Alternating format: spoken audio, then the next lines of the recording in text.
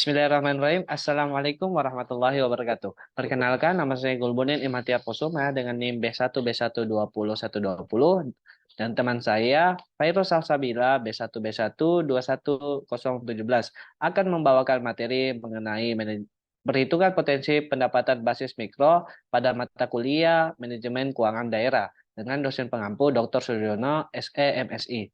Next. Pokok bahasan pada materi ini yaitu apa itu forecasting, jenis-jenis forecasting, contoh forecasting, potensi pendapatan basis mikro, dan hasil PPBM, potensi pendapatan basis mikro, Kalimantan Barat. Next. Apa itu forecasting? Forecasting adalah proses memprediksi kejadian atau peristiwa di masa depan berdasarkan data dan informasi yang tersedia di masa sekarang. Forecasting dapat digunakan untuk berbagai keperluan, seperti merencanakan produksi dan persediaan barang, mengembangkan strategi pemasaran dan penjualan, membuat keputusan investasi, dan mengelola risiko. Next. Jenis-jenis forecasting. Ada dua jenis utama forecasting, yaitu quantitative forecasting, menggunakan data historis untuk memprediksi masa depan. Beberapa metode kuantitatif forecasting yang umum digunakan antara lain yaitu ada tiga. Yang pertama itu time series analysis, casual forecasting, dan smoothing method. Yang kedua itu qualitative forecasting, yaitu eh, metode yang menggunakan penilaian dan intuisi manusia untuk memprediksi masa depan. Beberapa metode kualitatif forecasting yang umum digunakan antara lain itu ada tiga. Yang pertama itu expert opinion, yang kedua DLP method, dan yang ketiga market research. Next. Kemudian contoh forecasting. Berikut adalah beberapa contoh forecasting. Yang pertama itu contohnya perusahaan manufaktur. Perusahaan manufaktur menggunakan forecasting untuk merencanakan produksi dan persediaan barang. Misalnya, perusahaan meramalkan bahwa permintaan produksi akan meningkat pada musim tertentu, sehingga perusahaan tersebut perlu memproduksi lebih banyak barang dan mempersiapkan persediaan. Yang kedua itu perusahaan e-commerce. Perusahaan e-commerce menggunakan forecasting untuk mengembangkan strategi pemasaran dan penjualan. Misalnya, perusahaan meramalkan bahwa produk tertentu itu akan laris di pasar, sehingga perusahaan dapat mempromosikan produk tersebut secara lebih agresif. Yang ketiga itu perusahaan investasi. Perusahaan investasi menggunakan forecasting untuk membuat keputusan investasi. Misalnya, perusahaan meramalkan bahwa harga saham perusahaan tertentu akan naik, sehingga perusahaan dapat membeli saham tersebut di saat harganya masih rendah. Yang keempat, perusahaan asuransi. Perusahaan asuransi menggunakan forecasting untuk mengelola risiko. Misalnya, perusahaan meramalkan bahwa akan terjadi lebih banyak kecelakaan mobil pada musim hujan, sehingga perusahaan dapat menyesuaikan tarif asuransinya di musim hujan tersebut. Kemudian, next. Materi ini akan dijelaskan oleh Saudari Fairuz Salsabila. Kepadanya saya persilakan. Baik, kita masuk pada potensi pendapatan basis mikro. Basis mikro ialah kumpulan pelanggan yang jumlahnya relatif kecil dan memiliki transaksi yang lebih sering, tetapi nilai transaksinya itu relatif kecil. Basis mikro seringkali diabaikan oleh bisnis karena dianggap tidak menguntungkan. Namun basis mikro sebenarnya memiliki potensi pendapatan yang besar. Di sini sudah ada grafik forecasting PPBM dari 2018 hingga 2022. Terlihat bahwa grafiknya itu naik. Nah, masuk pada slide selanjutnya ini sudah tertera ada data potensi pendapatan basis mikro Kalimantan Barat dari tahun 2018 hingga tahun 2022. Untuk perhitungannya, kami menggunakan rumus analisis tren, yakni YT sama dengan A tambah BX.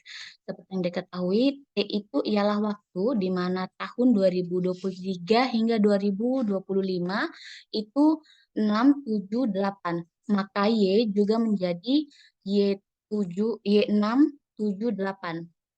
Perhitungannya yakni Y6, jadi nilai A itu terletak pada konstan. Nah, pada B ialah eh, T atau waktu dikalikan dengan X karena untuk perhitungan Y6 maka X-nya juga 6. Begitupun seterusnya hingga Y8.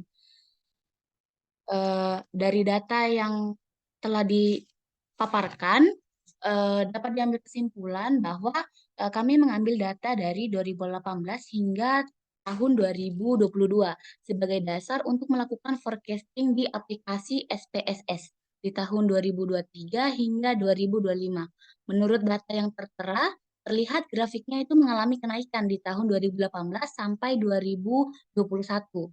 Berdasarkan grafik ini, kami menggunakan regresi linear dan forecasting untuk melihat ramalan di tahun 2023 sampai 2025.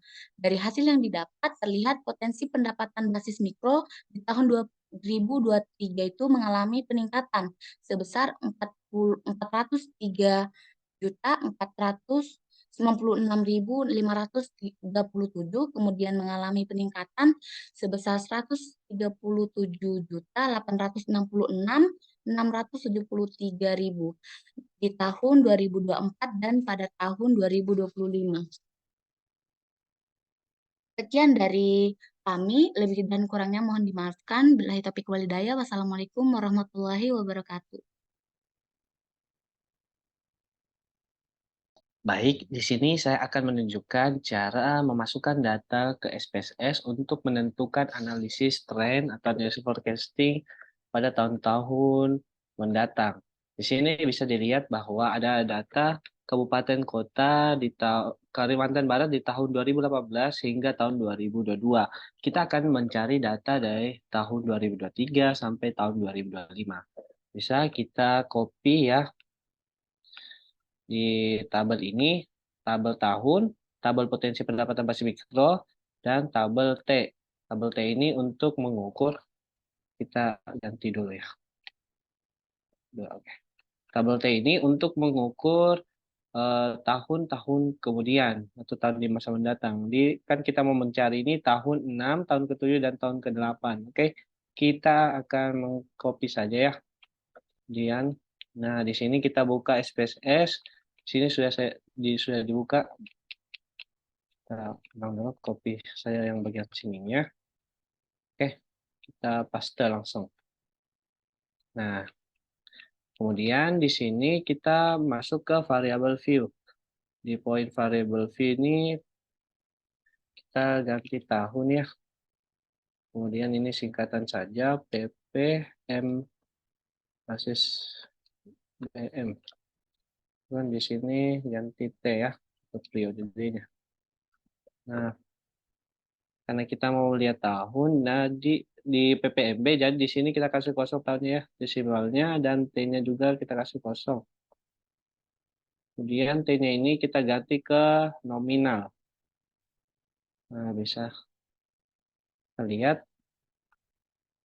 Oke, di sini kalau kita mau lihat grafiknya, kita bisa ke grafik legasi dialog, kemudian line, pilih simple, dan values of individual cases. Define. Ini PPMB-nya kita kasih masuk di line represent dan klik OK. Oke, lagi proses. Nah, di sini sama ya, line value-nya.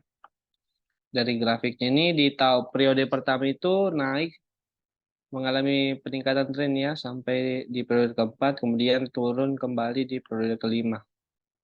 Oke, untuk mengukur berapa tahun-tahun selanjutnya itu kita ke analyze, kemudian regresi linear, PPMB kita kasih masuk ke dependent, dan T-nya ini kita kasih masuk dari independent.